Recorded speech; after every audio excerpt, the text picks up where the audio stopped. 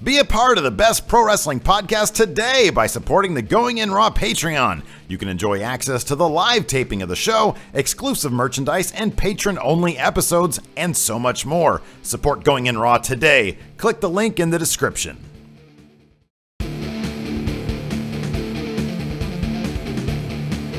Hey, friendo, Steve here.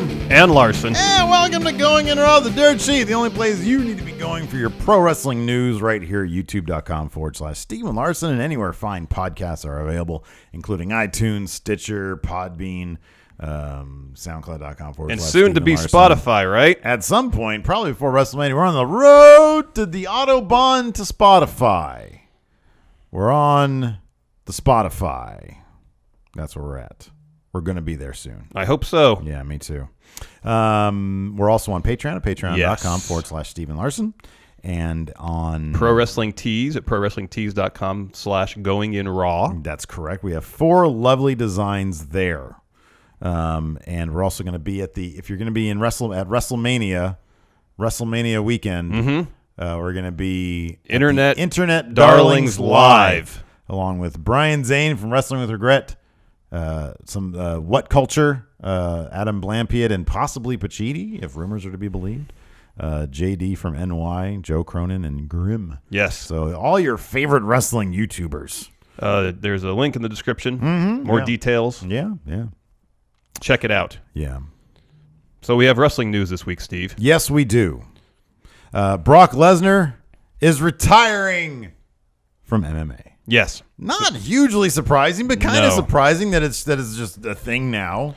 Well, on Tuesday, word got out via MMAfighting.com, and the UFC confirmed that Lesnar was retiring from MMA for a second time. Yeah. The first time it was due to complications from diverticulitis, I believe. Right. He had like a foot of his intestines removed. Right.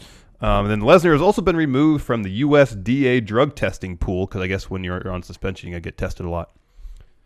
Which means, because of that, he can no longer be, I think, on the active UFC roster. Right. And this, of course, all comes after Lesnar failed 2 drug tests last year in the lead up to UFC 200, where he defeated Mark Hunt. So I think he was eligible for a suspension to end middle of July, whatever, like 1 year after UFC 200 was. Right. And I guess I was reading also in this article that if he were to come back, he would still have to serve the remaining 5 months of his suspension before he could fight again. It's like the suspension is just on hold, essentially. But this is Brock's 39. Yeah. He gets paid handsomely by the WWE. Yep. He got his one fight in with the UFC, made a decent amount of money. Maybe he says, I'm good. Well, yeah, I mean, it's probably exactly what it is. He likes to look at his land. Yep. And I believe that's probably, a driving force here. Like you said, he got to see what he can do in the UFC. Mark Hunt, he was ranked in the heavyweight division at the time of that fight. He was in the top 10, I think, wasn't he? Was he?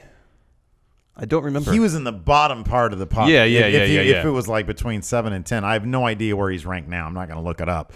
But it's not like he was a top tier. Yeah. He's not like an elite level talent. Yeah. He's Mark Hunt. He's got a really good punch. And that's kind of it. And, he failed to. He was just a mess for Lesnar, kind of. I mean, he got a good payday. Oh, yeah. But it was just a mess for him. He had all the drug, he had the drug test failures. And let me ask you something. And now that we're removed a little while from all that business, speculate. Do you think the drug test thing with the UFC hurt his stock in the WWE at all? With management or the fans? All. Well, obviously it didn't affect his status with management much. Right. With the fans, hard to tell, huh? It is hard to tell, because I got the sense that people were kind of getting bored with Brock's gimmick these days, even before that. And of course, right after this was his match with Orton at SummerSlam, which closed the show in a fairly underwhelming way. Yeah. But then, now he's in this program with Goldberg, and it seems, there seems to be some interest because he got destroyed at Survivor Series and then got eliminated quickly at the Rumble. Yeah. So I think a lot of people are kind of wondering what's next for Brock in that respect. Well, contrast his win at UFC, which was then tainted by the drug testing thing, against if he had dominated at UFC against Mark Hunt and didn't fail any drug tests. Oh, yeah. I think his stock would have been much higher. Oh, yeah. But I'm not sure it took a hit from where it already was. No, not necessarily. I mean, if he had gone to UFC 200 and dominated, as you said, either knocked out Mark Hunt or made him tap in the first round or something, and then they would still be talking about that on WWE TV right now. Oh, for sure. And it probably would have been a problem for the WWE because Brock Lesnar, like he says, does what Brock Lesnar wants to do. Yeah. And he probably would have kept on doing more UFC stuff. Yeah, potentially. So that probably would have been a problem for them. But I'm sure that's a problem they might have been okay with given how much stock he would have had under contract with them. Yeah. Yeah. And so I'm not sure it took a hit. But I'm not sure it didn't elevate his stock. It didn't help him at all, even though he won. It was like, yeah, but it was a crap win, and you failed 2 drug tests. So I guess it's kind of surprising. I'm going to say surprising, but it's like, okay, well, we have a solid foothold on what's going on in Brock's mind. Yeah, at least he doesn't want to do MMA anymore. Yeah, he's not interested in it. He's got, I think, a couple more years left on his WWE contract. Right. So yeah, I don't know. It makes me wonder. I mean, I just saw what you wrote here. Yeah. And I heard about it, but did he? I wondered, was there any indication in this article or anywhere that would lead us to believe who he might have discussed this with beyond like Sable or even Paul Heyman? Nope. I really doubt he discussed. I don't know. Who knows? I don't know. He probably talked about it with his friends, maybe. I don't know. Or maybe just Brock is with Brock, I don't know. Maybe he was sitting on his farm, looked at his land, and kind of meditated and came to a decision. And he was like, I don't want to do that anymore. Yeah. That could be. Who knows?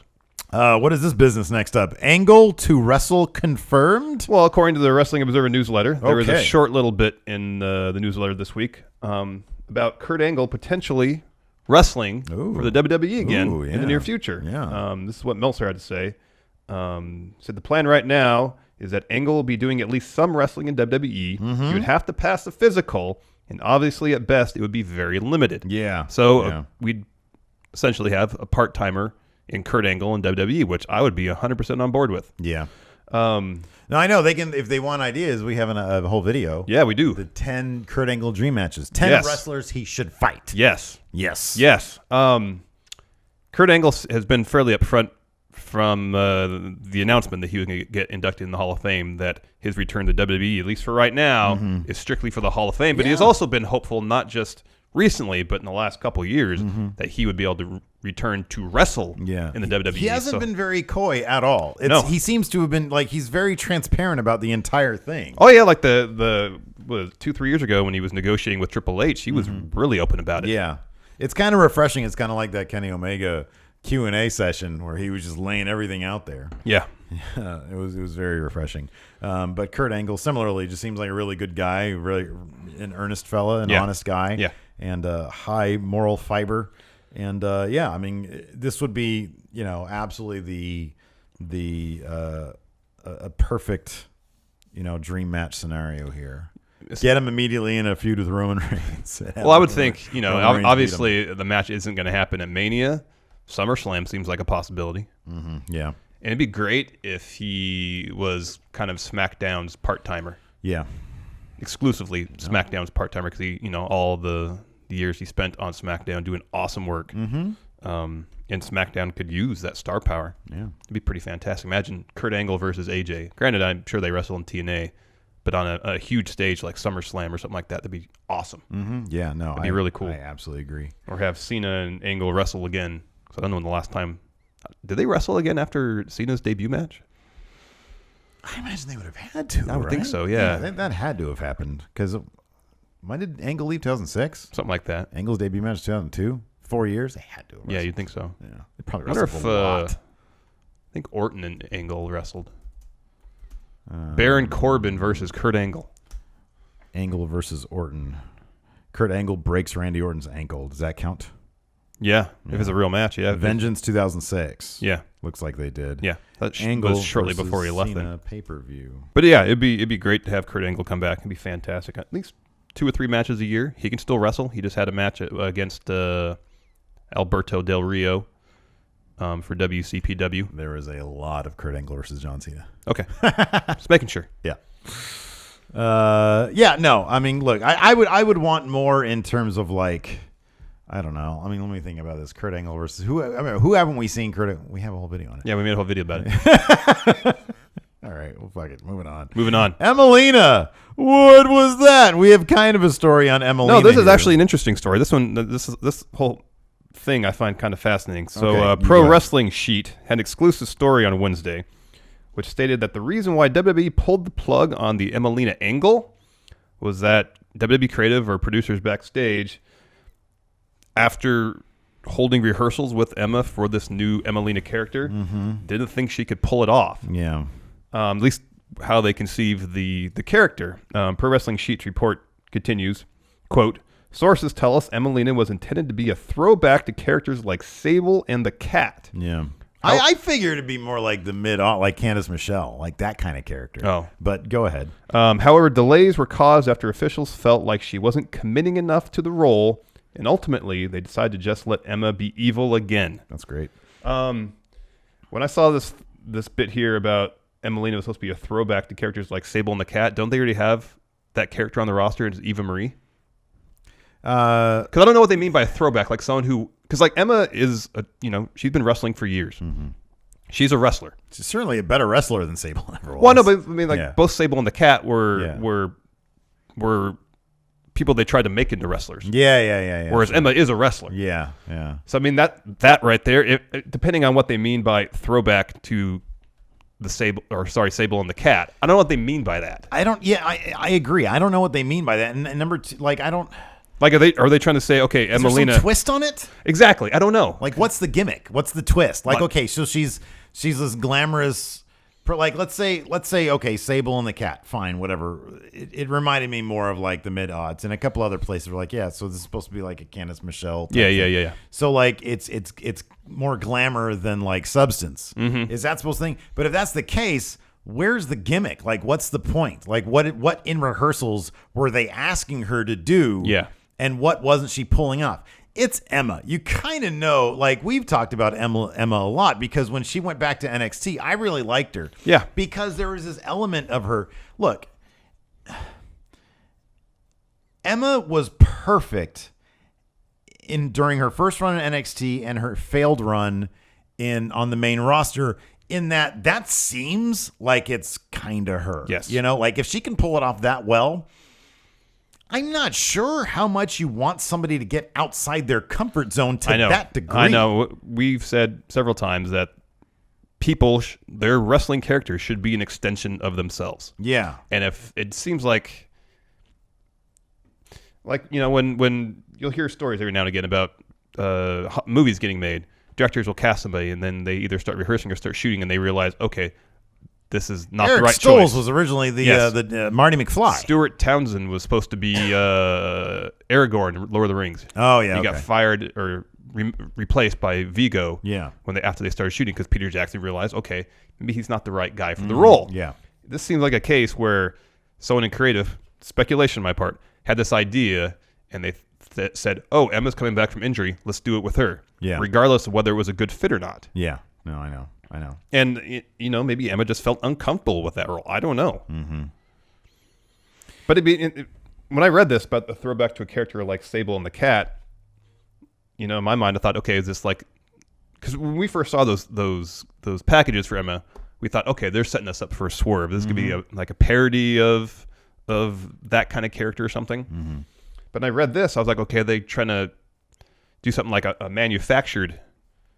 so to say, talent where they bring, like a model or a fitness model or someone and then try to make them a wrestler versus bringing in a wrestler and giving them a character. Yeah.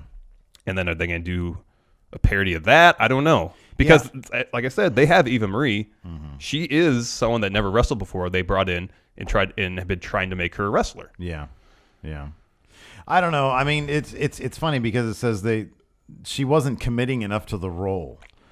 Well, like, I don't know. Like, you can only, If she's not comfortable doing what they ask of her, you're not really utilizing the best of what you can get out of your talent. Nope. You're just trying to force somebody into a crap role. Like that's a stupid gimmick. I know. Like, the Eva Marie thing was perfect because Eva Marie kind of like comes off as that in the first place. Yeah. You know what I mean? Yeah. And the road they were going with her seemed to fit perfectly as well. Yeah. You know, she keeps on getting her way out of So she doesn't have to wrestle. Yeah. wrestling situations. So, I mean, the big question is, where were they going to go with this? Was it just like a seed of an idea where it's like, hey, what if we do a spin on like the old Candice Michelle Ready for Playboy type character? Let's do that, but let's use Emma. Okay, well, what's going to be the twist there? What's going to be the thing? I have no fucking clue. Let's just throw her out there. What if the twist was, as you said, the Candice Michelle type, but it ends up instead of being, you know, glamorous all the time, that she's kind of awkward. Yeah, and I mean, because we know that Emma can do that really well. Because here was the thing: when she was evil Emma in NXT, she spent half her time smiling during her matches. It was great. And I know none of that was planned. She was like, they threw out there, she was supposed to be a heel, supposed to be bad, but it's Emma. At the end of the day, she just seemed like she got a kick out of being a bad guy. I know. More than actually being a bad guy. I know. And there's a lot you could work with there. You could do a lot with that. I know. And it could get supremely over. I know. Or I was thinking too, like, say they have the same situation where Emma's not fitting into the role they want her to play, so they bring her out and they have that short little promo she does. How great would it have been if she started off as Emelina and halfway through says, I'm not going to do this. Mm-hmm. They want to be someone I'm not. Yeah. They want to manufacture me as a character that I'm not. Yeah. And kind of drop a pipe bomb. How awesome would that have been? No, I know. It'd been great. Yeah, I know. That'd been fantastic. You know. Then people, I think, would have gotten behind it. Yeah. But now, you know, after her promo, a lot of people are just left scratching their heads, wondering, okay, after, you know, so many weeks of hyping her return up. Yeah. And then it just seems like they're just scrapping it all and starting over. Yeah, I know. Then it says also in this report from Pro Wrestling Sheet that WWE Creative is still into the idea. All right, and our last little news bit. So now we record our SmackDown podcast like right after SmackDown finishes. So we don't really watch Talking Smack. Well, we don't watch it at all. Usually we're done recording our SmackDown episode before Talking Smack even starts. Right, yeah, exactly. And so what I sometimes, like, if something happens on Talking Smack, like, I'll watch it after the fact. Like, well, I'll piggyback onto 205 Live. But there is kind of big-ish news as it pertains to SmackDown. So on Talking Smack, Daniel Bryan announced that there's going to be a battle royal on next week's SmackDown to determine a new number one contender for the WWE title at WrestleMania, since Randy Orton seemed to indicate that he was not interested. Well, he said, I'm not going to fight you at WrestleMania. He said, I'm not going to fight you at WrestleMania for the title. And then even like Meltzer reported that, I think it was in the Wrestling Observer newsletter. Forgive me if it's not. That officials are looking at right now. So apparently it's still up in the air. But officials are looking at a Wyatt family three-way. I thought, that was my first thought too. I think somebody asked us in the comments if Luke Harper was going to be in a three-way, and we were like, nope, not a chance. For our SmackDown recap this week, we said 0%. So whoever that was, I apologize for immediately dismissing your question. I think that would be fantastic. What do you think? Yeah. I think that's the most likely scenario. Is that what you thought was going to happen with that? You think Luke Harper's going to win the Battle Royal? Yeah. When I read about it, I was like, oh, okay. This is what they're going to do. It's probably going to. I had two thoughts. I thought either, okay, Luke Harper's going to win, setting up a triple threat match for the title at Mania, which in my mind hopefully will lead to Orton taking over the Wyatt family. I think that'd be great. What a huge moment for Luke Harper to be in essentially the main event of WrestleMania for the title. The other scenario I thought is AJ wins, and then Randy says, no, you know, I want Bray to keep the title no matter what. And so Randy potentially has two matches at Mania. So we get AJ Randy. Whoever wins that goes on to the main event. Okay. And then Randy will go to the main event and swerve Bray, I'm guessing. Yeah. Man, I'm guessing those are the two most likely scenarios. Yeah. That would give AJ something important to do at Mania. Yeah, but also on Talking Smack, they're already teasing AJ Shane because he says I want my one-on-one match, and Daniel Bryan said that wasn't my decision. So I don't think we're getting AJ in the world title scene at Mania. I'm okay with it being a Wyatt family affair, though. Yeah, that'd be great. I'm fine with that. I just don't know how many. Did they say how many people were going to be in the Battle Royal?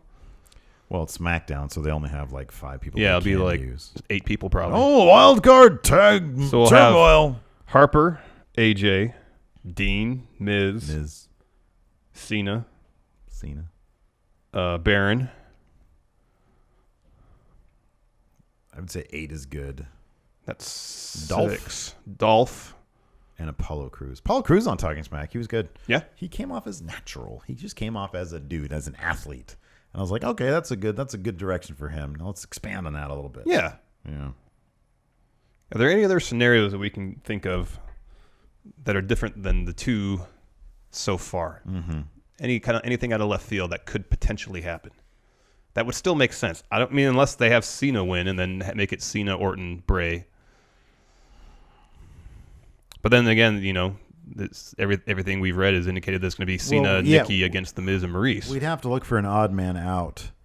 So we know Baron and Dean. That's their match. That's situated. For sure. I'm still thinking that it's going to be Miz Cena. So I think Cena is situation. Likely. Is there any other odd man out there? I mean, Dolph is going to be Dolph is not going to be in the main event. That's not going to happen. No, I like Luke Harper winning makes the most sense. It makes total sense, and that would prompt Randy Orton to get back into it, to say no, I wanted this, and that would set up a triple threat, and then Randy Orton and Bray could sort of celebrate over that fact, because they could be like, well, cool, we're covered, and then I don't know what the main event is, man. I don't know how that plays out. Like, you would think that would be Randy Orton's sort of his final play, I guess. Yeah. Like, did he manipulate this whole thing to lay these plans down? Yeah. I don't know. Yeah, I don't know. I like it, though. It's intriguing. I know. And I'm excited about the fact that Luke Harper is going to get some shine. Man, they've been booking him strong. I know.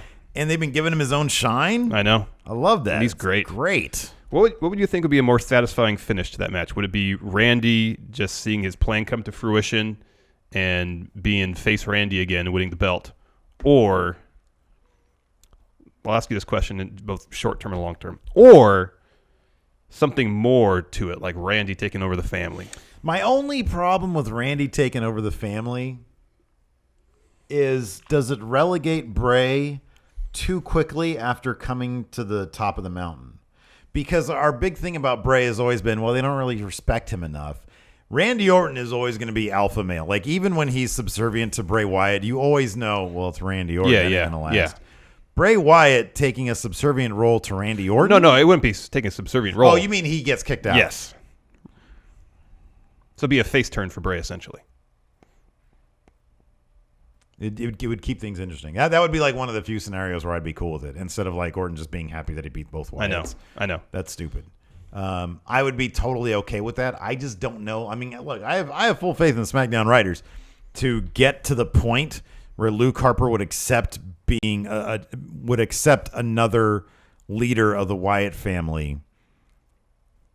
But Bray being such a disappointment to him, and Luke sort of showing that he is broken free by attacking Bray at the head of the triple threat last week is a very, is another step to that. So it's possible. Where if they do a good job executing the story of Luke Harper understanding where the new power lies, and not that Randy Orton is just, he's a thing that's splitting up the family. It's like, no, Randy Orton is family. And now I find reason to follow him and to accept him as leader of the family. Yeah. I don't know. I'd like to think that the SmackDown writers are clever enough to get there. I don't know that they are. I know. Because Vince can meddle and stuff. I know. And I don't know. I mean, that the Randy taking over the family and kicking Bray out would be the more interesting storyline going forward. Yeah. I just don't have a whole lot of faith that, as you said, Vince will let that happen. He probably just thinks Randy swerving the Wyatts and winning the belt at Mania is a huge event. Yeah. And I don't know if it is. Yeah. I don't know. I don't know, but I'm interested. I know. I'm happy that it doesn't seem to just be Orton versus Bray at Mania with like something boring happening. Mm-hmm. Let's answer some questions. Yeah, we have a few of them. Couple questions. Yes. JC Ramirez. Name your top 5 show intro songs from Raw or SmackDown and the one you dislike the All most. right, man. I'm going to say this, and I hate myself for. Okay, so the one I like the best is the Attitude Era. Yeah. one that intro and the song with it. Where they're walking through like the Fire post-apocalyptic, and like it's a warehouse or something. Yeah. It's so weird. It's great. I like cars that one. on fire and all sorts Cars of stuff. on fire. Yeah, that's a good song. Yeah, that's good.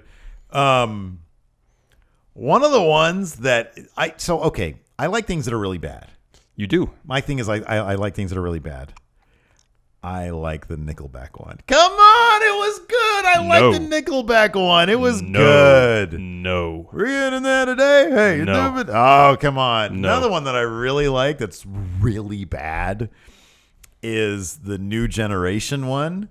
And I don't know if you've seen this recently or not, but it's a lot of screeching guitars, some cheesy synth, and it's when Diesel was champ, Brett was around. Oh, I remember Sean that. was Yeah. around. And they would do things where and it was very clever of them because they didn't have a big budget. It was back like in the early days of Raw, right? Yeah. No, I like like that one. 94, 95. Yeah, that song's dope.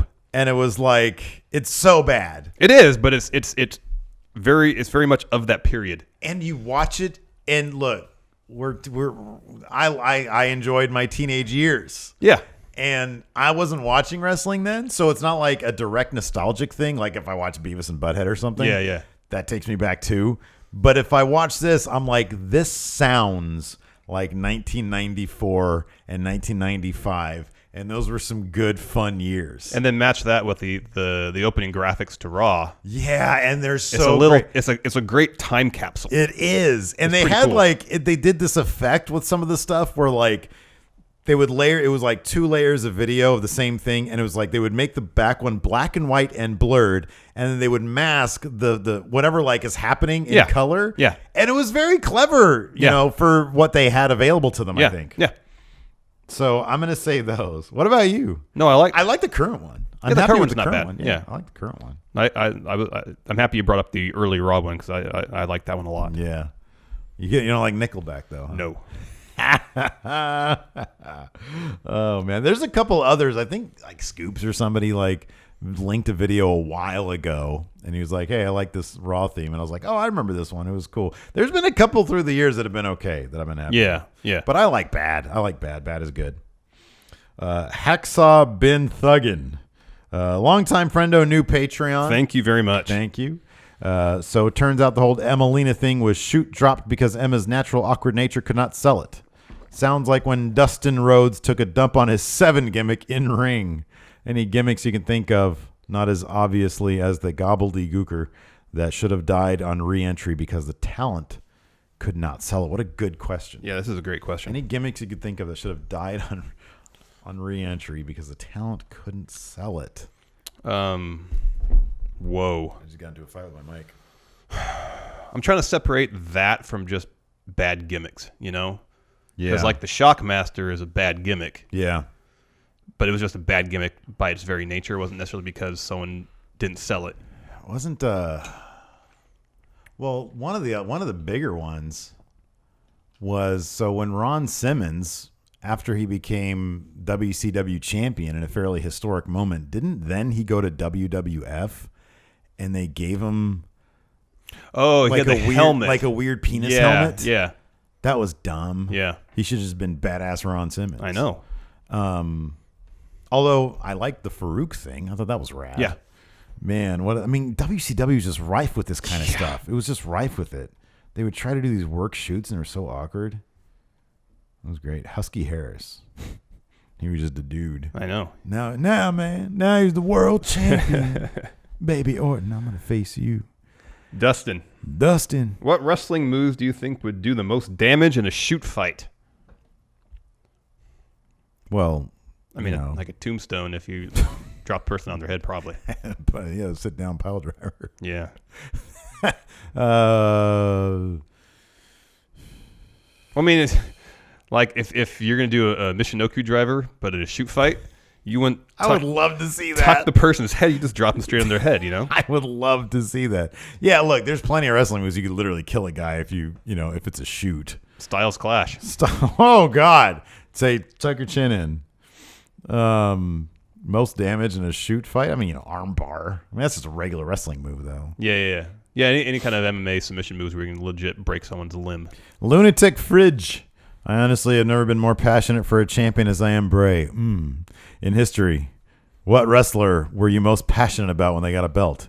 And what belt? CM Punk, dude. Yeah. When he won that shit off Cena, CM Punk was the shit. He's a true legend. He deserves to be in the Hall of Fame.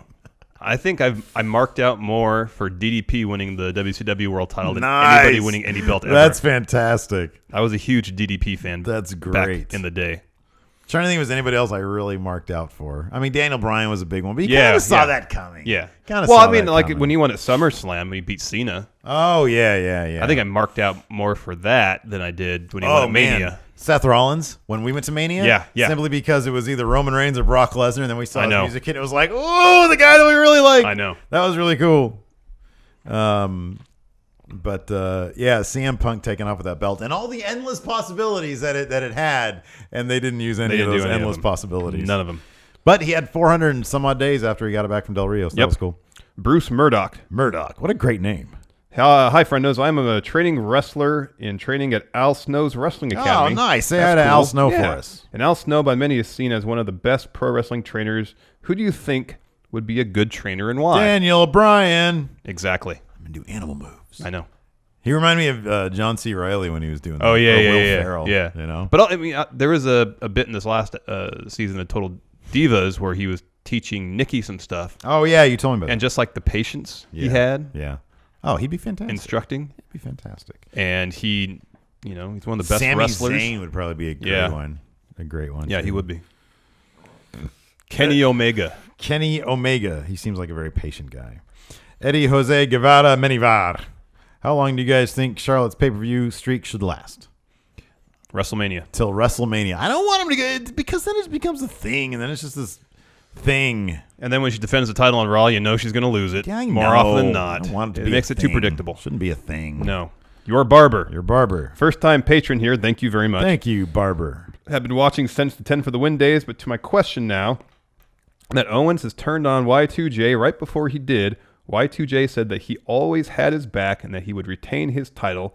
Could y'all see Jericho come out and hit the code breaker on either Goldberg or Owens to help him retain and say he did so that he could beat Owens for the belt? I'd thought of that.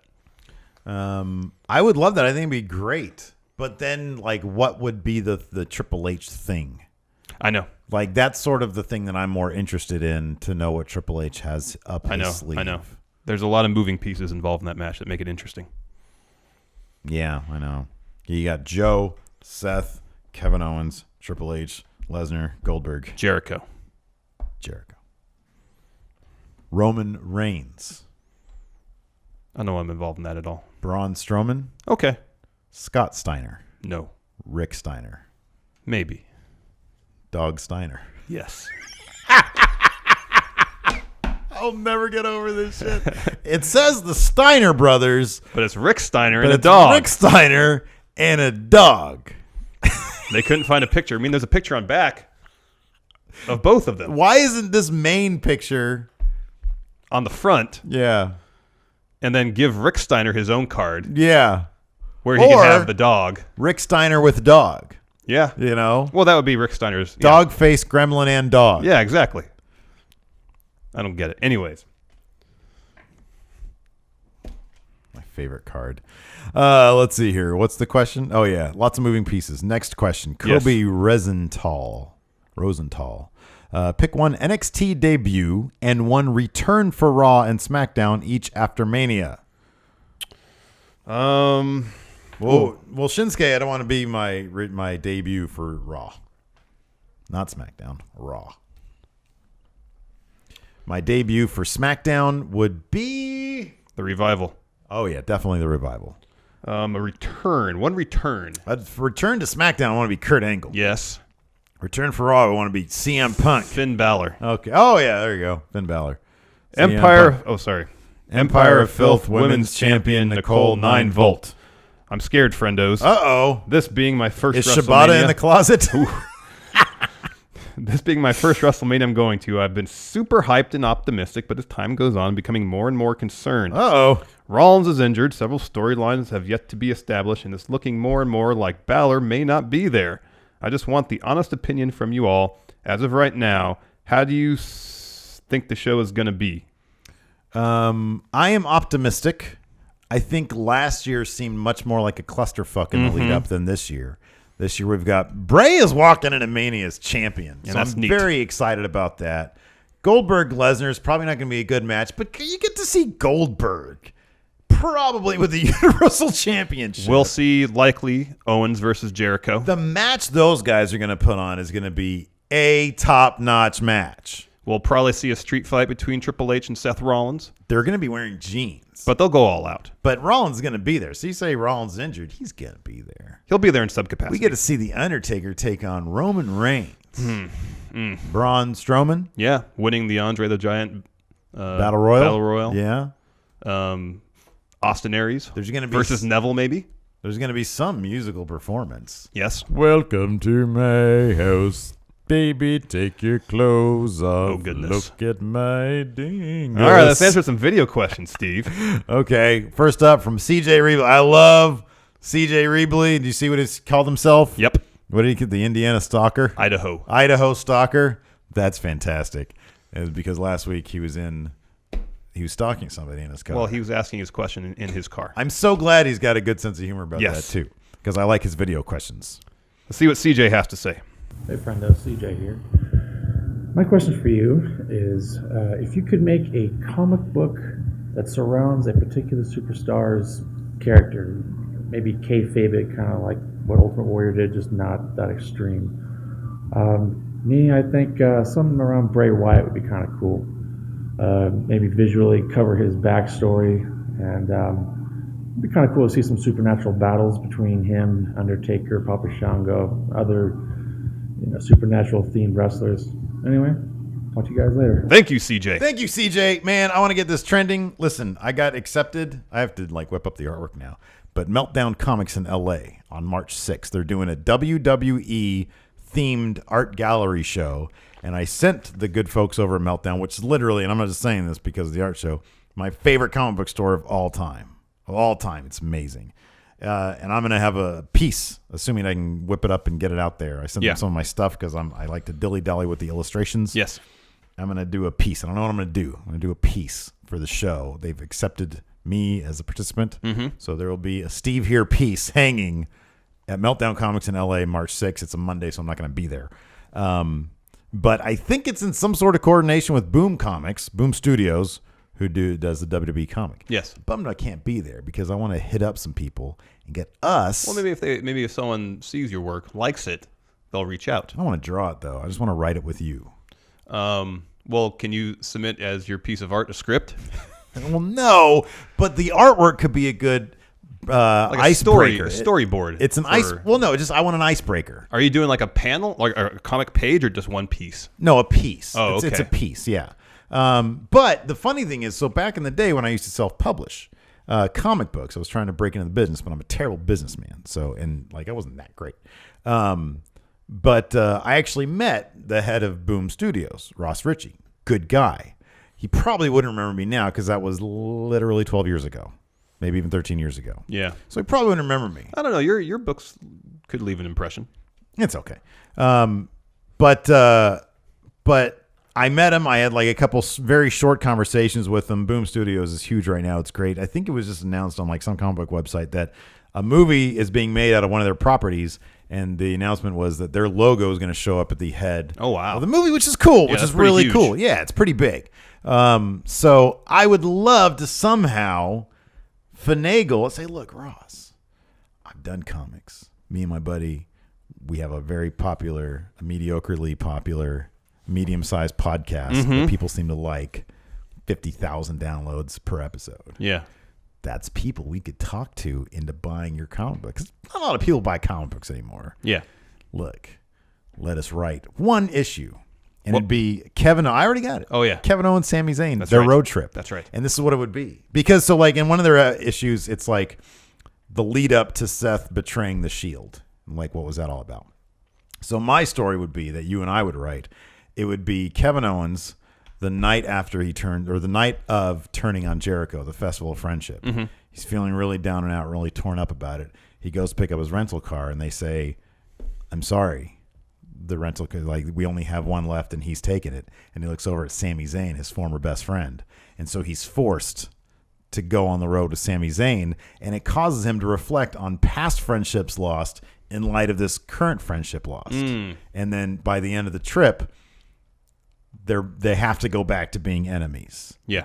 Even though they deep down don't want it. They spent the 3 or 4 hours before that kind of... And they have some sort of road trip adventure where they have to, like, you know, get through some struggle. Yeah. But then they kind of reconcile at the end. At the end of the day, Kevin Owens has to be Kevin Owens, and he's looking out for number one. Yeah. That's our story. That's good. Who wouldn't want to read that in a comic book by Stephen Larson? Give me a break. That's good. I like that. I like that a lot.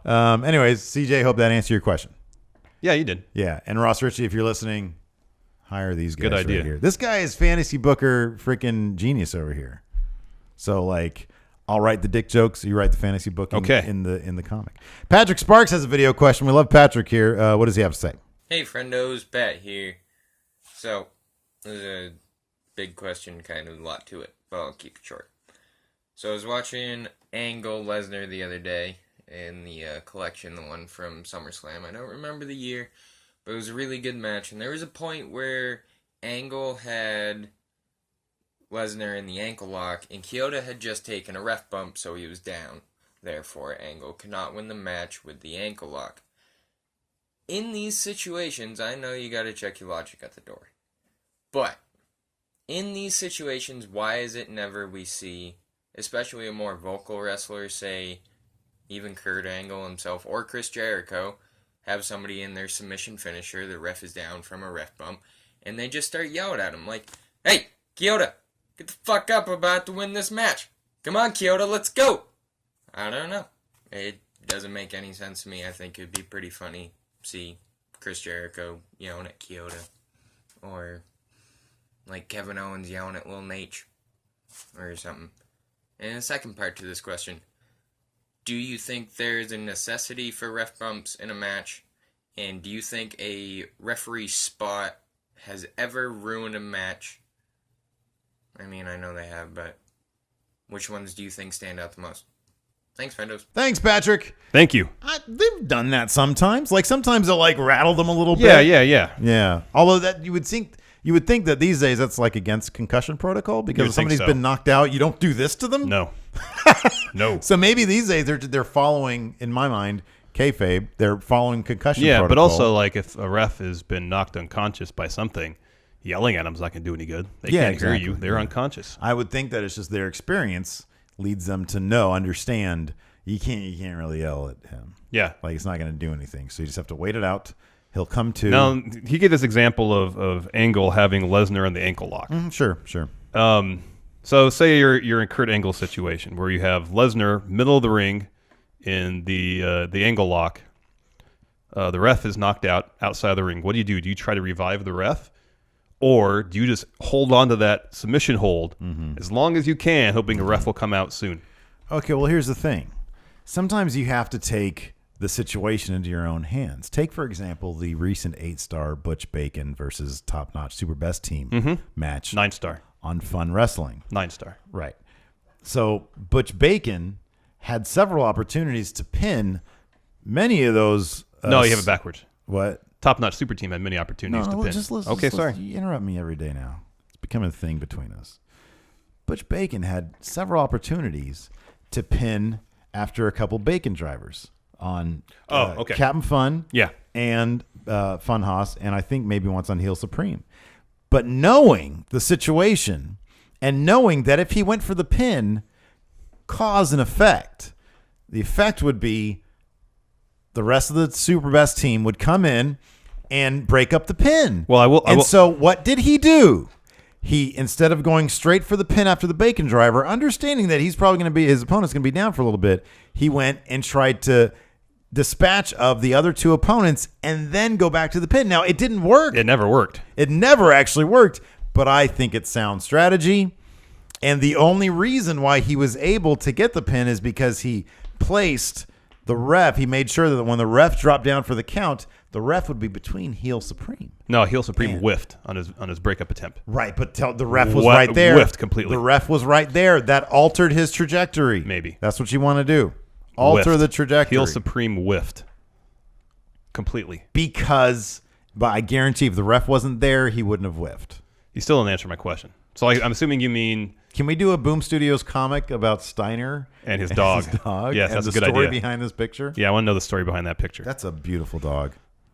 That's such a cute dog. I want to kiss his face. Patrick also asks, are ref bumps necessary? Hell yeah, I love ref spots. They're great. And have they ruined matches? No. Well, I don't know. Probably. Nothing comes to mind, but probably. I mean, kayfabe or not kayfabe? Has a ref spot, like, in terms of story, been like, oh, come on, you're ruining the match? Is that what he's talking about? Yeah. Or is it like... Yeah. Yeah. Yeah, probably. Yeah, probably. I mean, there's millions of matches in the history of pro wrestling. You think it's millions or just tens of thousands? Why not hundreds of thousands? I kind of feel like it's either millions or tens of thousands. I don't know if it's millions. But I would be comfortable saying hundreds of thousands. More so than millions. You're probably right. Well, like, how many shows does WWE put on a year? 250? Yeah. For 30 years? Yeah. But then these days, there's 2 brands. Yeah, so 500. 500 plus NXT. 600 maybe. I don't know. During the course of a year. And granted, they've been doing it for that many shows for 30 years, but they've been in operation for 30 years. How many indie shows are there every single week? Mm-hmm. I think they've reached 1 million matches in the history of pro wrestling. That's going back 100 years. I know. I don't know if there's a way to make that determination. There definitely isn't. You could probably figure out how many WWE shows have been run since Vince took over, if not period.